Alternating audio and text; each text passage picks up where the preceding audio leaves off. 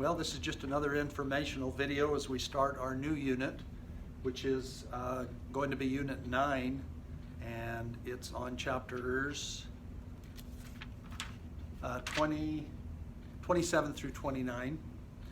The title is East Asia. You can see these are the countries we'll be talking about. Not very many this time, only 6. Just a little update, some information things. So again, the number of you that haven't done anything since we have been out of school for this term, that number is 10. I haven't heard anything from those students. I have 33 as of today when I checked and wrote this down that have everything in. So that's about a third. The test that we did yesterday on Tuesday, just a little shout out to third period. 72% of that class has taken the test. So good job to you guys. Second period was next with 61%, and then the other 2 classes are tied. So total number, I should have added this up, 28, 30, 40, 51, about 57, so a little over half have taken the test. So the rest of you, please get on that, do that as soon as you can.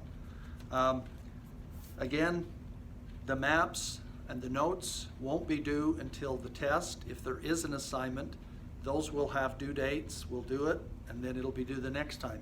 And I think I may start marking those late. Some of you you're not doing anything for weeks, 1 or 2 weeks, and then all of a sudden I get a load of stuff, okay? Also, that previous test, some of you, I had maybe 4 or 5 say, hey, I didn't get done, I needed more time, and I wasn't prepared. The last page of notes was 2 weeks ago yesterday, or 2 days ago, sorry. I'm making this on Wednesday, so you had plenty of time to do quizzes and study the notes and read the chapters and do all that stuff in preparation for the test. So I will be dropping a low test at the end of the term like I usually do, so plan on that. Again, when you get the maps and the notes done, it's best if you will take a picture, okay, fill the page, and then send that to my email. Don't send it through Canvas, don't send it through whatever else you do, because it just is difficult. If I have to go in and get approval from you and then wait and then go back in, and if I had to do that for every student, I spend most of my time sitting at my desk on the computer answering emails, and so if you can make it easy on me, that'll help me. So I appreciate that. Okay. If you want to look on page 610 in your book, we'll just start with looking at the physical map. You can see where we typically look, that compared to the continental United States, East Asia altogether, the region would be just a little bit bigger.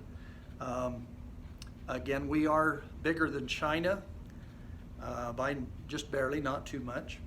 But again, as far as population, you can definitely see that they have over 1.5 billion people, and we're over 300 million. Some major rivers. The Changjiang is quite a long one. You can see the Nile at the bottom. There's the Mississippi, so 2 very long rivers in this region. Again, with mountains, we have the Himalayas. On the previous map, it was on the top right. On this particular map, okay, it will be on the bottom left. Right here will be, so you can still see, here's India, Nepal, Bhutan. So there's the Himalayas. Again, if you don't have a printer, there is a box right at the front door of the high school with these in them. So you can come by and pick one up. You can trace it, put a paper up on your screen, trace it off. You could freehand it. But again, I've said this all the time, please read your instructions. Some of you are still missing things that are on the map, or that should be on the map that you're not. So make sure you get all those. Again, Mount Everest, there's Mount McKinley, as far as the high mountains. Okay, 612 and 613 is your political map. So as you work on this, you'll need to make sure to look at both. Okay, so you got the 6 countries: Mongolia, China, North and South Korea, Japan, and Taiwan. That's the 6 countries. So 6 countries and their capitals. The Gobi Desert is about right here between Mongolia and China.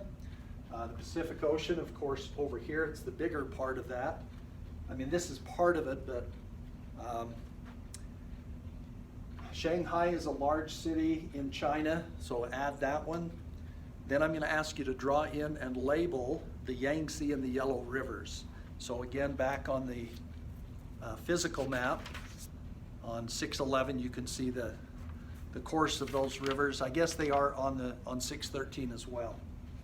So draw those in and label them, just the main channel.